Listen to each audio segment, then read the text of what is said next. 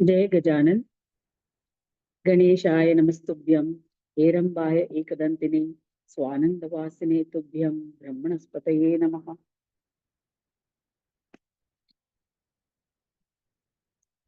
So we come to sage Angiras ashram, where Mudgalacharya has come to learn about how to attain Brahmanaspati Ganesha. He has done a lot of penance. He has been tested. He has done the vratas and all that. But now he wants to know how to go about step by step in attaining the stage of Brahma Bhuyatva, that is, becoming one with Brahma or having the experience of the beingness of the Supreme Brahma. So when sage Angiras, he welcomed him, and he was happy to answer Mudgalacharya's question on the various Brahmas. We saw Anna Brahma, Manomaya Brahma, Vijnanamaya Brahma, Anandamaya Brahma, Bindu Brahma, and so many Brahmas we saw, which are all step by step stages of attaining the Brahmas. Now Mudgalacharya says, O Mahamuni, he's addressing Angiras Muni. This sutta is narrating to Shaunaka and others. He's saying, you mentioned that the Supreme Brahma, the Brahmanaspati Ganesha, took 8 incarnations. I'm eager to know each one of these incarnations, why he took them, in what form he took them, what did he do, what are the leelas that he did in those incarnations, so that I can get to know more about that Ganesha and be able to relate to him more closely. So Angiras replied, the glorious Ganesha took many incarnations. It will take me 100 years to narrate all of them. But then some major ones were there, which are 8 in number. I shall narrate to you those most well-known 8 incarnations. Okay. So he says, I'll first enumerate which are those 8 incarnations. First is Vakratunda, incarnation of Vakratunda. Now, all these incarnations are Amsha part of Ganesha. Means the Ganesha doesn't manifest fully in its full powers. Only one portion of his powers get manifested as these incarnations. So Vakratunda was the first avatara. This Vakratunda is the Deha Brahma. The Deha Brahma, we saw the manifestation of this whole cosmos as a Deha. Deha with thousands of arms, thousands of hands, legs, and all of that. So that Brahma, the manifestation of that Brahma as a personification, as an embodiment, was Vakratunda. And this Vakratunda incarnation he had taken to kill Matsarasura. Matsar means jealousy. So to kill this, now see, in all these incarnations of Ganesha, it will be to kill the asuras of the mind. They are the other in Puranas we come across, in Shiv Purana or Vishnu Purana or even Shaktis, all their incarnations were to kill physical demons like Mahishasur, then Kamsa and other, so many demons and Rakshasas, Ravana, all of those were Vishnu's incarnations to kill those demons or Rakshasas who had become very powerful physically. Means they had become so ferocious and they had so many weapons and they were very cruel, and they went about killing people and destroying the yajnas, yagas, the karmas, dharmas. So to kill such the asuras, the other incarnations took other Brahmas, that is Shakti Brahma, Surya Brahma, Vishnu Brahma, Shiva Brahma, they took incarnations. But in Ganesha's incarnations, it is a little bit different in the sense that they are all mental asuras. The mind asuras, they had assumed so much power. The person who embodied this jealousy, Matsarasur, he had assumed such intensity of ferociousness of that jealousy that he became an embodiment of jealousy, an asura, a demon of jealousy. So that Matsarasur, to kill that Matsarasur, Vakratunda incarnated. He came riding on a lion. Then the second incarnation was that of Ekadanta. Ekadanta, he came riding on a Mushaka, that is a rat, and he was the embodiment of the Dehi Brahma. The Dehi Brahma, the soul Brahma. So Dehi Brahma, the Atma of the Brahma, that Brahma embodied by Ganesha, he came to kill Madasura. Madasura is the Asura of intoxication, intoxicated by all kinds of vices. Okay? Whether it is intoxication by liquor, drugs, alcohol, women, everything, all kinds of bad habits. Madasura, intoxication. Even pride is a kind of an intoxication. Pride, intoxicated with pride. Then, so to kill this asura, Madasura, Ekadanta incarnated. Then the third incarnation was Mahodara. Mahodara incarnated riding on a rat. Again, Mushaka was his vehicle. He came riding on a vehicle to kill Mohasura. Mohasura is delusion, illusions of the mind. So Mohasura, who had assumed he had fantasies and he had become the embodiment of that fantastic world or universe that he has created, to kill that asura, the Jnana Brahma, the knowledge, that is, illusion is a kind of ignorance. Deluded, the mind gets deluded. So a Jnana Brahma had to incarnate, which Ganesha incarnated from Jnana Brahma, riding on a Mushak. That was the incarnation of Mahodara. The fourth incarnation was Gajanana. He was the Sankhya Brahma, the atomic, the minutest particle of Brahma, embodiment of that, who grants siddhis to philosophers and also to those who do penance to attain siddhis, who do tapas to do attain siddhis. Siddhis are powers, certain powers like being able to fly, becoming as light as a feather, being able to becoming heavy, Anima, Mahima, Garima, all those Ashtasiddhi, which Hanuman had, Ashtasiddhi Navanidike Data, Asavaradina Janaki Mata, which Janaki Mata had bestowed upon Hanuman. So those all Siddhis, various kinds of Siddhis. For that, Gajanana incarnated as from Sankhya Brahma to kill Lobhasura. Lobhasura was an asura who was to be killed, and Lobhasura means greed, the asura of greed. So by out of greed, you keep accumulating, wanting more and more and more and more of those things. So for that, Gajanana incarnated to kill Lobhasura. Then the fifth incarnation was Lambodara. Lambodara manifested out of Shakti Brahma. Shakti Brahma is Shakti, Adi Shaktis, where she has the Ichha Shakti, Kriya Shakti, and Jnana Shakti. Ichha Shakti, Kriya Shakti, and Jnana Shakti. All this together manifested in the form of Lambodara to kill Krodhasura. Krodhasura is the asura of anger, embodiment of anger. Imagine anger assuming such extreme proportions of an embodiment. That was Krodhasura. So to kill him, Ganesha took the incarnation of Lambodara. He also came on riding on a Mushak, that is rat. Then the sixth incarnation was that of Vikata.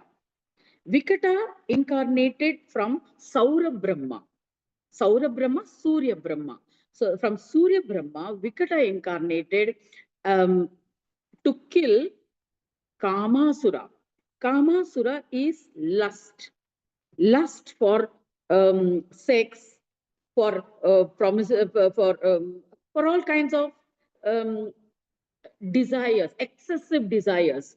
So this to kill this Kamasura, he came riding on a peacock. Saura Brahma, Surya Brahma came incarnated as Vikata to kill Kamasura. Then the seventh incarnation was that of Vigna Raja. Vigna Raja was the embodiment of the combined embodiment of Brahma and Vishnu. Brahma and Vishnu are, Brahma is a creator, Vishnu is a sustainer. So both of them together are required for this existence of this world, for continuity of this world. So that the power together of Brahma and Vishnu incarnated as Vigna Raja, Ganesha incarnated as Vigna Raja to kill Mamasura. Mamasura is the asura where I, me, mine, everything is mine. That is, I becomes very strong, dominant, and it creates havoc in the world. So to kill that Mamasura, it had he had assumed judgment. And imagine, all these asuras are not just one individual. They had become so powerful. They had conquered the earth, the Swargaloka, and the Pataloka. Everything they had conquered. Means that much powerful they had become. So that is why the Supreme Being himself had to incarnate as these incarnations. Then the last Asura, that is the eighth incarnation. It's not the last, there were several incarnations, but these are the major ones. The eighth incarnation was that of Dhumravarna. Dhumravarna, smoke colored, and naturally, so he was a personification of Shiva Brahma. Shiva Brahma incarnated, again he came on a Mushak and killed the Ahamasura. Ahamasura or Ahankarasura, or he's also called Abhimanasura, that is arrogance. The ego becomes so strong and it reaches the proportion of arrogance. The person becomes arrogant. So that asura, to kill that asura, Dhumravarna incarnated.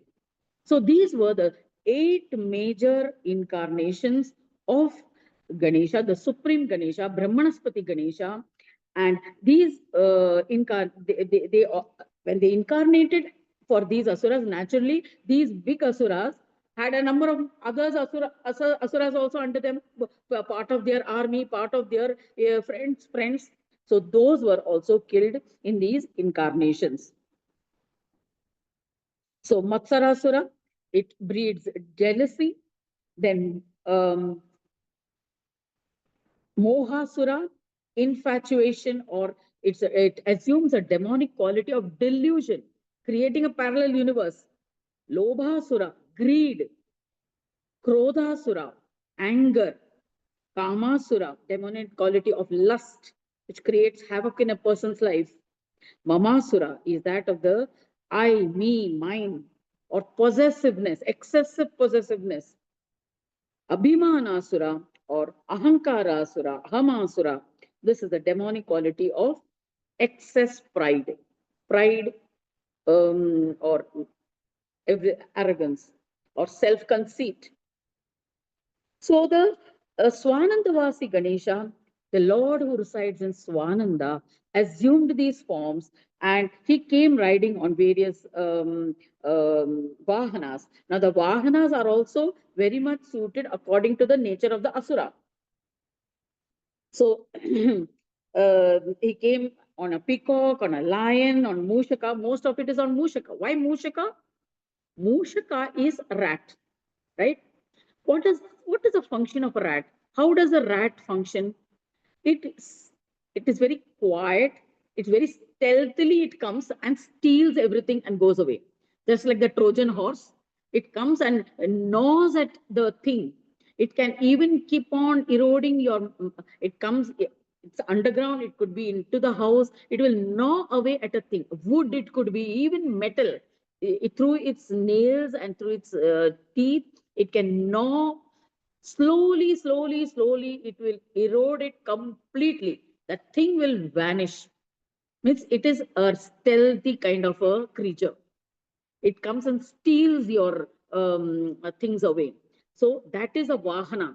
Ganesha rides on that Vahana, means he has control over that vehicle also.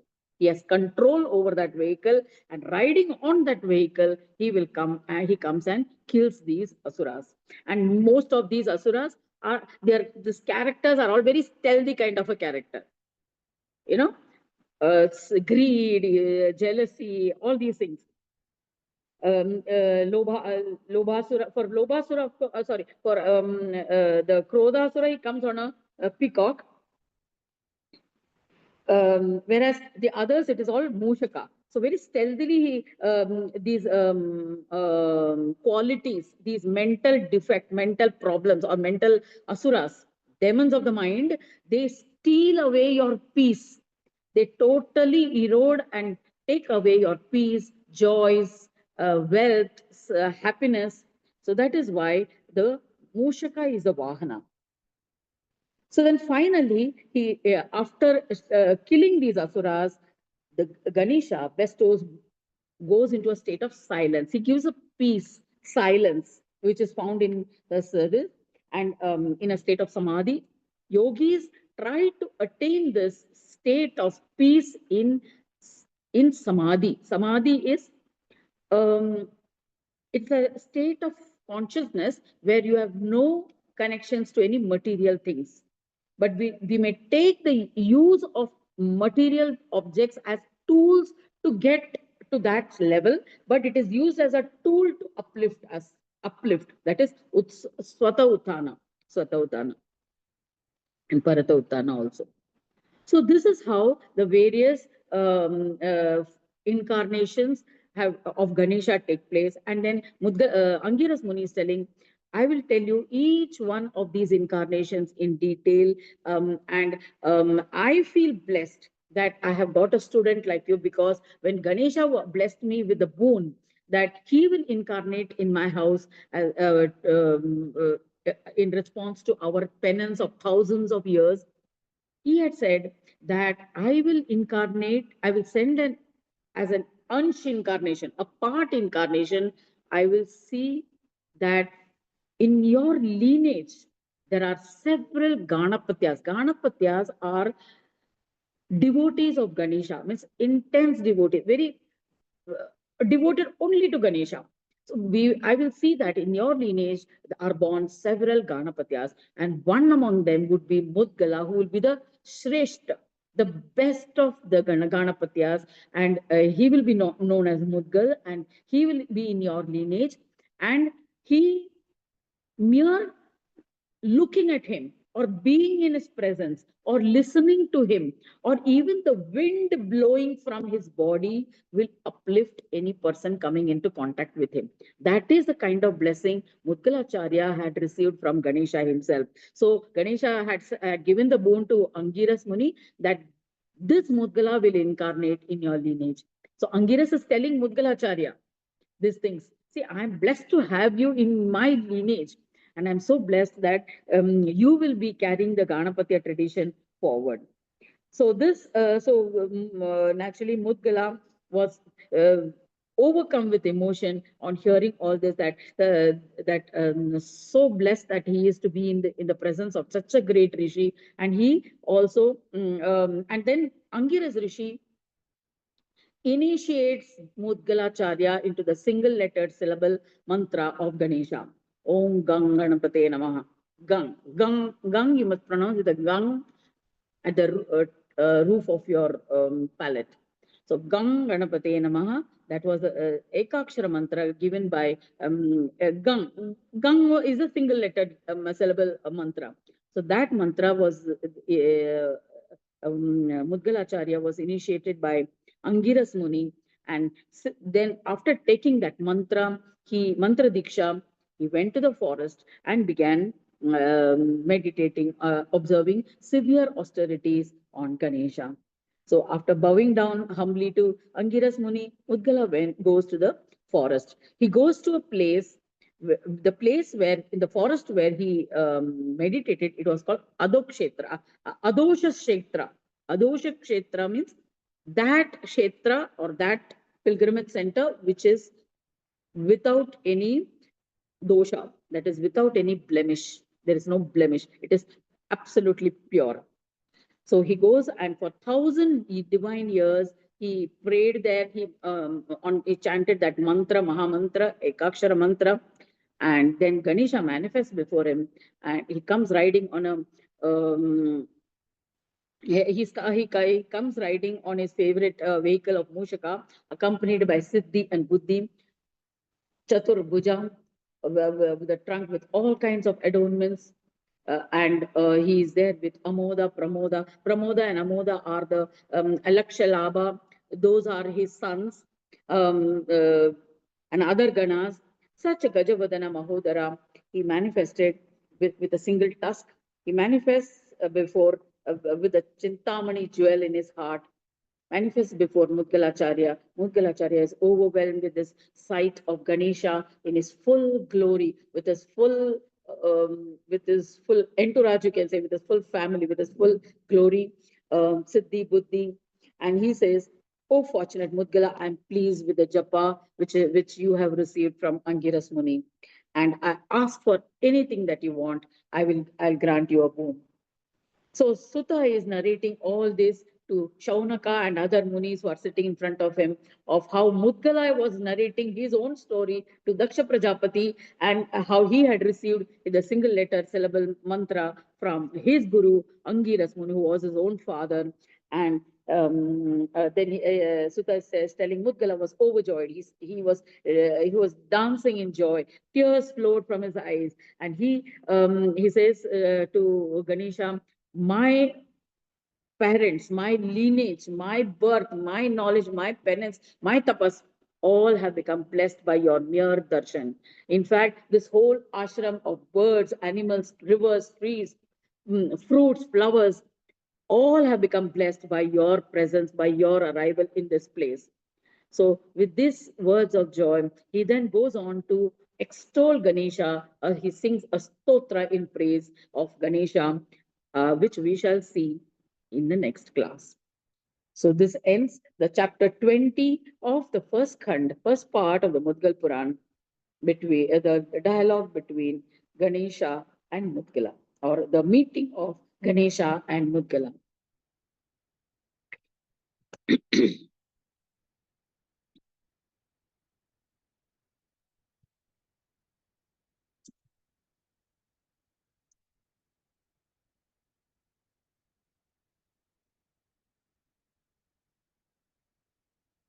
Let us meditate.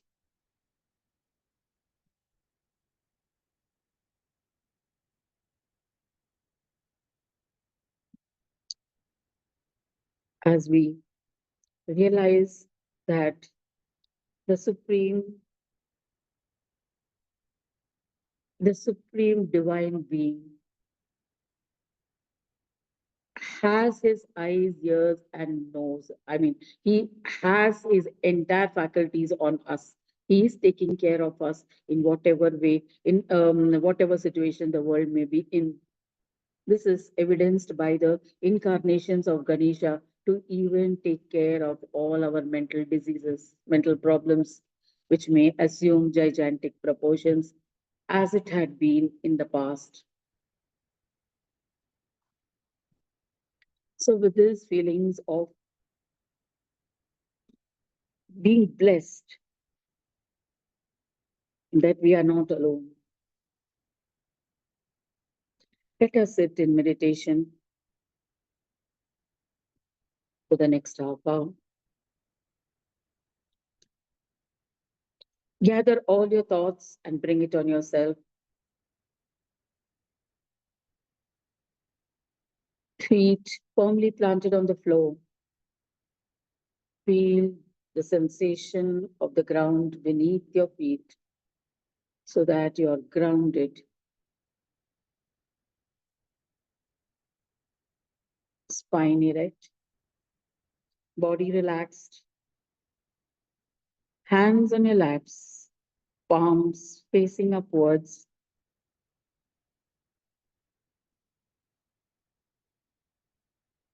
Eyes gently closed.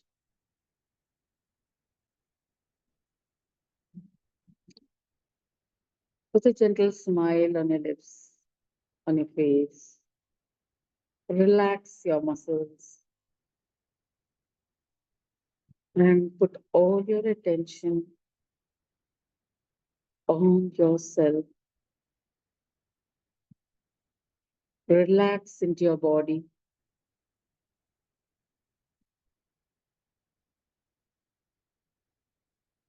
Scan your body to see if there's any tension somewhere in your arms or legs or your abdomen or your face muscles or anywhere in the body. Relax.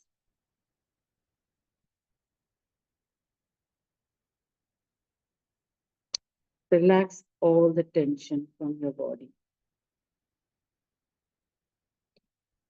Breathe in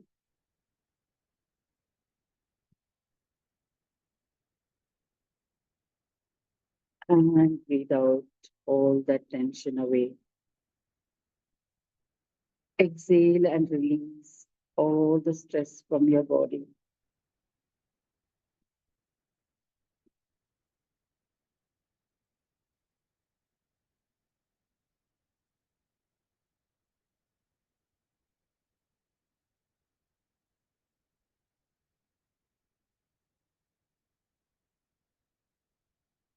Bring your full attention to the breath as you inhale.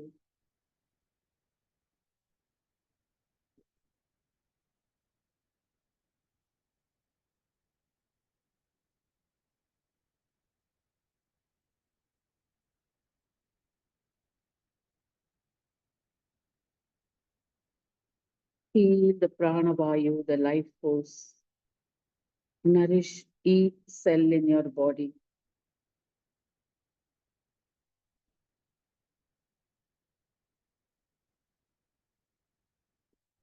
As you relax and be fully present in your body.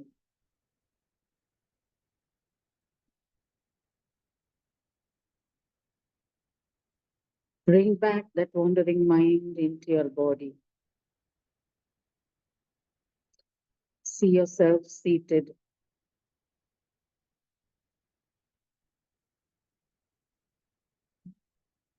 And your attention within.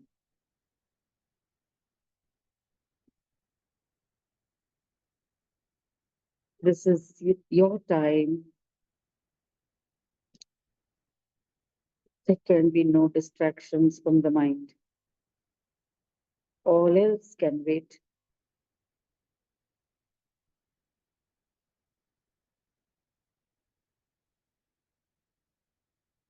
This is the time you have decided to be with yourself. Be in touch with your inner core.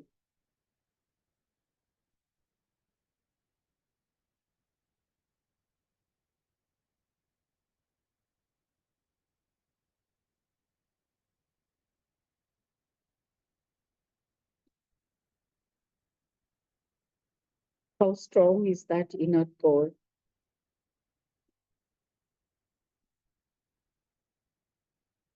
Is it, are you convinced of the strength within, or do you want to appear saintly,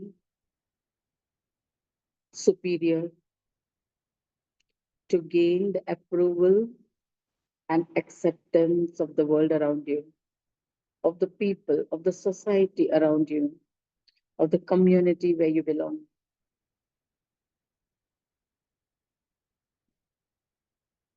Do you feel that inner strength, or is it an appearance to be saintly?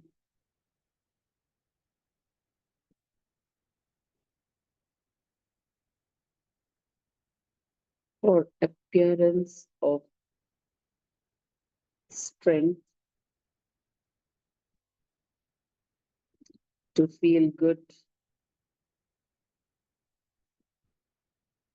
before others?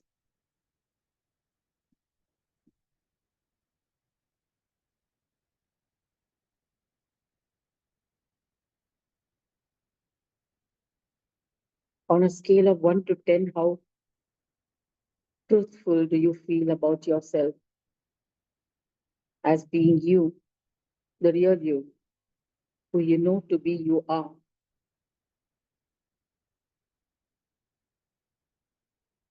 Are you in touch or familiar with what you really are?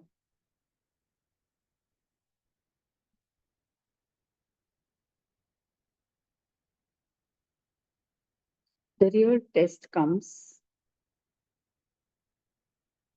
when you're faced in situations that requires you to exhibit that strength.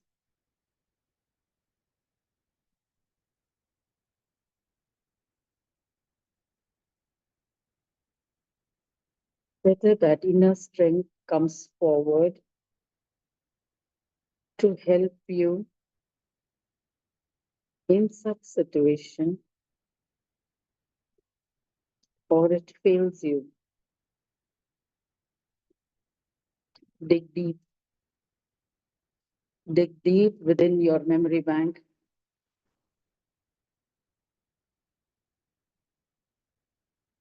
Fish out for those instances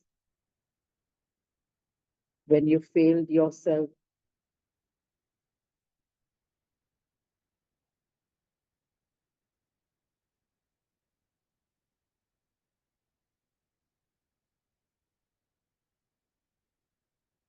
Allow that anger, allow that hatred for yourself to surface to your consciousness.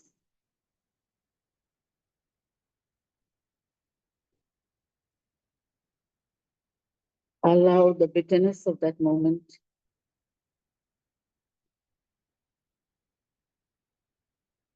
that you buried.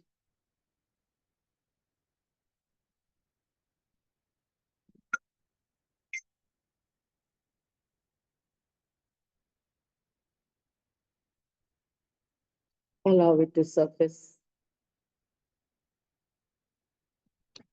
Allow that feeling of aggression you felt, which you couldn't express.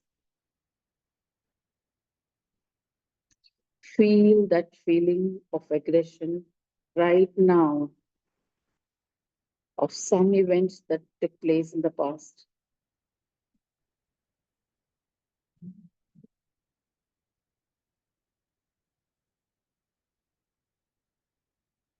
Exhale the energy of that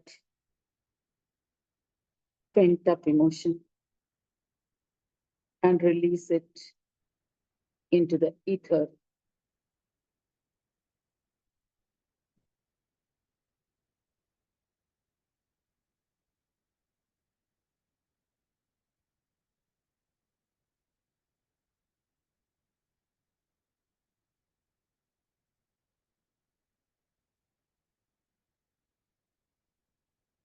Sometimes we hold it on as that feeling gives us power. I prefer to be aggressive, critical, rebellious, and even stubborn. We want to hold on to these emotions in those events as it gives us a sense of power, as if we would give way to it, we would look vulnerable, we would look powerless, or those events are controlling you. You feel controlled. So you don't vent out these emotions, as suppressing them gives you power.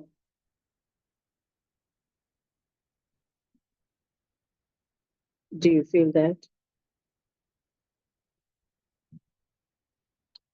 Feel the heaviness of that burden that you've been carrying.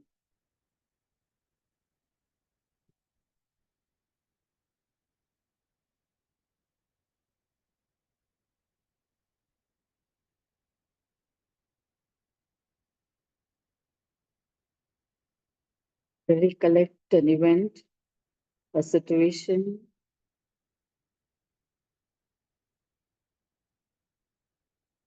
where you knew that you were being manipulated, where you knew that you were being tricked, being sabotaged,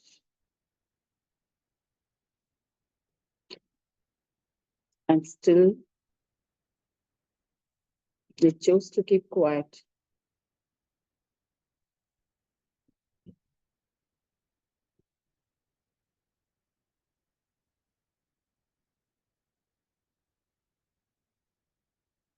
Was it pride?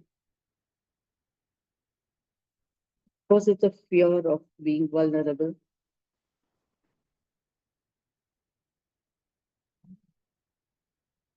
Was it the feeling of being appearing to be weak?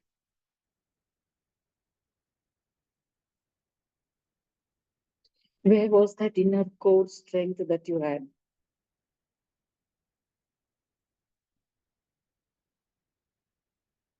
That couldn't surface at that moment when you needed it the most.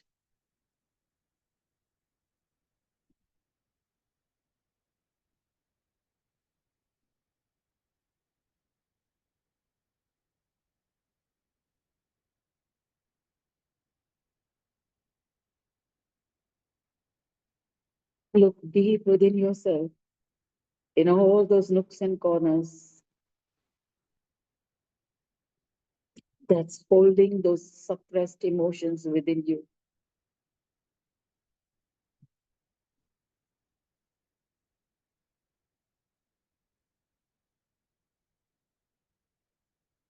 You are embodying those emotions,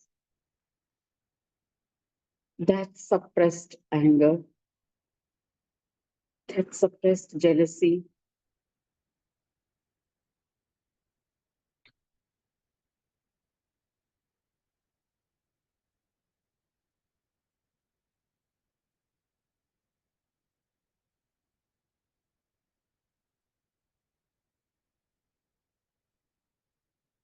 was it because you couldn't face yourself?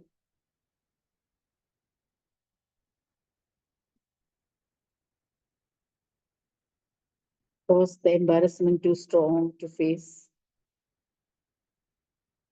at that moment? If only, if only you had taken a step back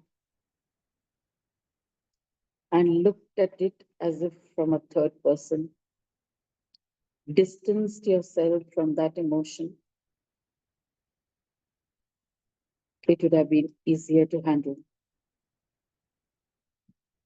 Just as much as today, when you look at that event, you realize it could have been, it is easy to, it should have been handled better. It could have handled it better. Don't you think so?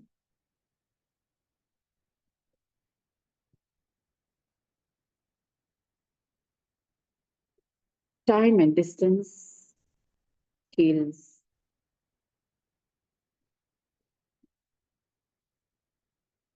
But the real healing, but the real cure, the real remedy, the real change, transformation happens at that moment. At that moment when your hand is in the fire, when you are literally in that fire, it's then that the presence of mind, the action that you take, the response rather than the reaction,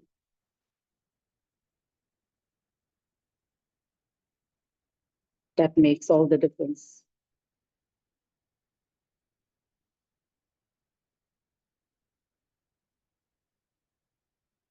Even now, that transformation, that change can happen only in the heat of the moment.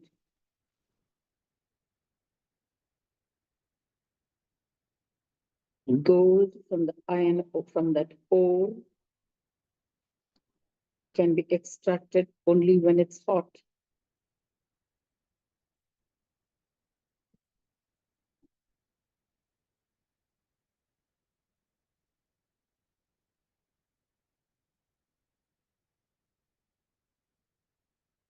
The rock has to go through that fire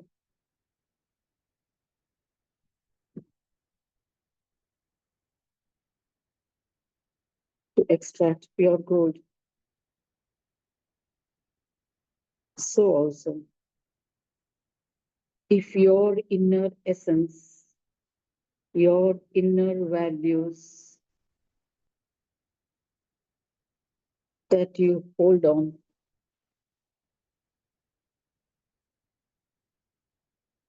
if it has to surface to consciousness, you need to be present in the moment,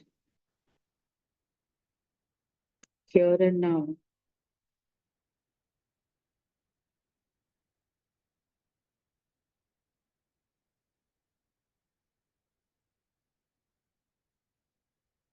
So now, if that value has to surface over and above all those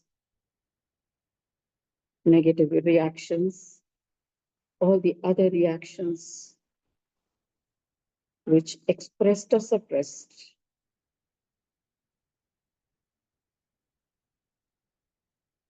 if the values have to rise above it,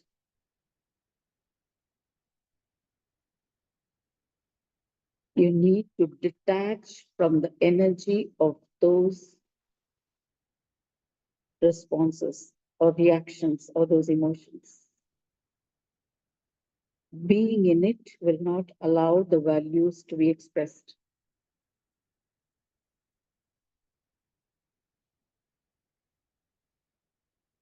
Watching it as an observer, as a witness.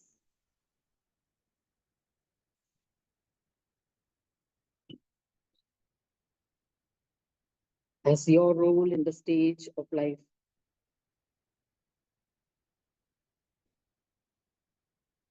As Shakespeare said, this whole world is a stage, and each one are actors.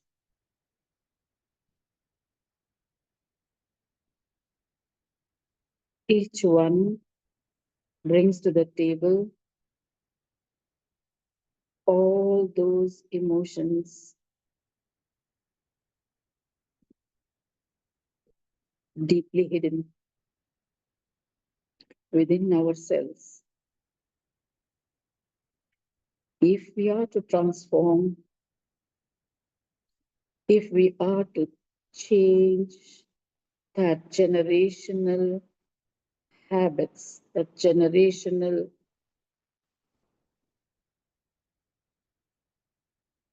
inheritance that we have been following over ages and today which has become unacceptable to us. But we are helplessly following them. We need to awake and be courageously stronger than that burden that we carry to bring about the change that we desire.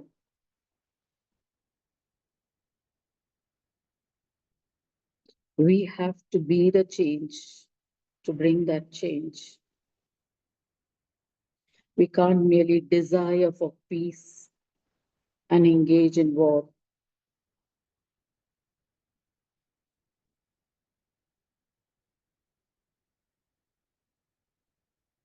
That battle is within you, within each one of us. Each one's battle is different.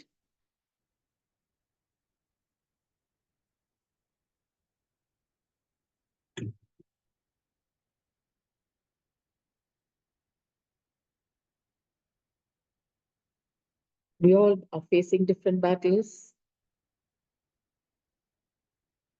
in different areas of our life. at different stages in our life.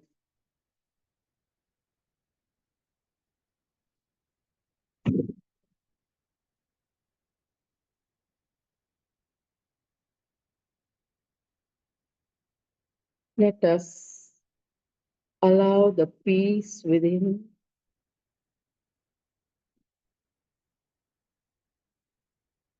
to manifest.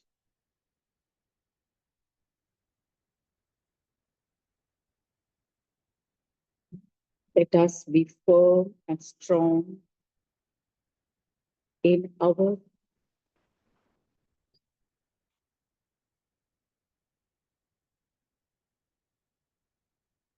conviction of what we need to bring forth in these trying circumstances.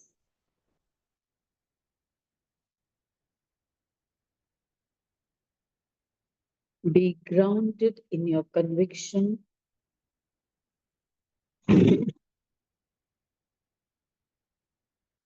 and take necessary action.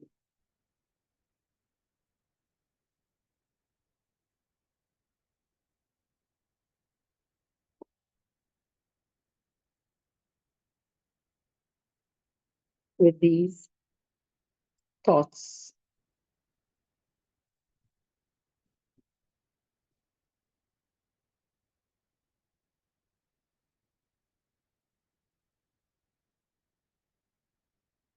bring your full attention on yourself. Forgive yourself for not being able to be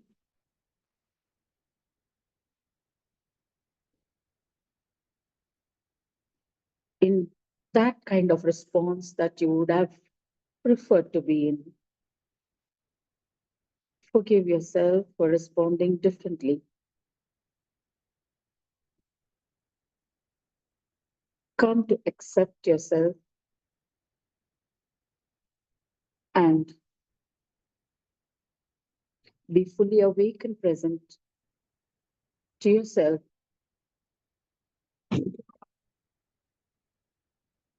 And may you be able to get the courage and conviction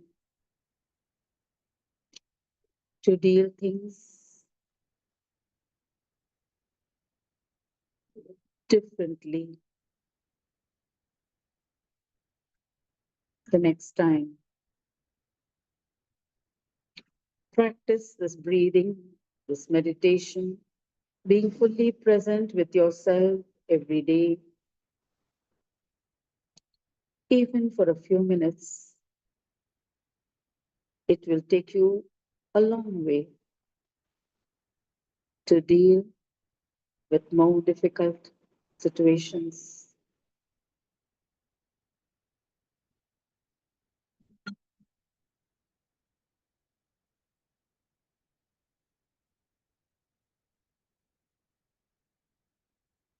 Let us thank the Lord, the Supreme Being, whoever is your favorite deity, to have given the strength to look within us, to confront our own selves, to confront our own deepest weaknesses and the inherent strength inbuilt within us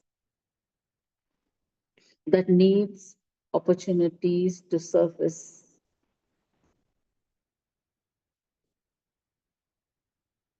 that needs expression, that needs courage and conviction.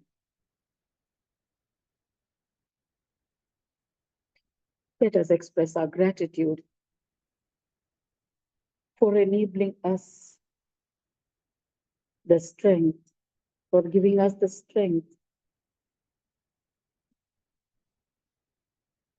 to face ourselves squarely. May you be at peace now and henceforth.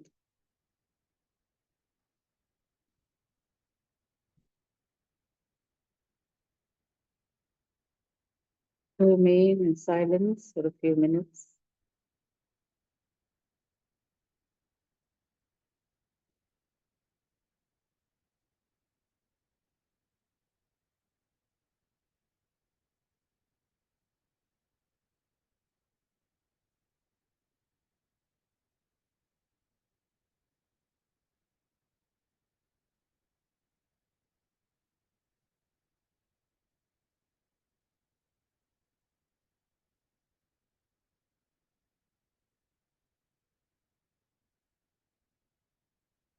This silence, this peace will spread around you, to the world around you.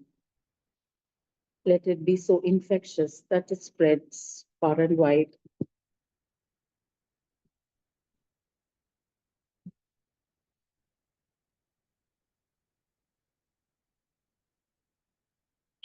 Slowly wriggle your fingers and your toes.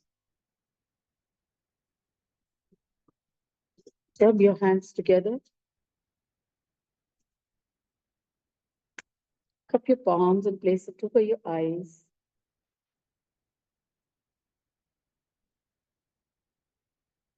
Slowly rub your hands across your face.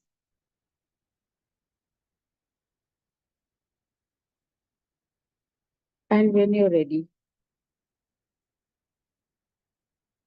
when you're totally ready, gently open your eyes.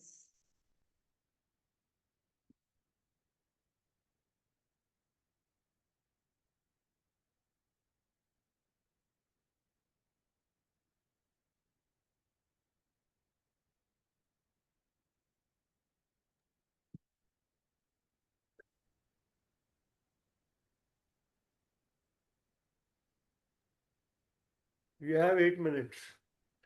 Yes.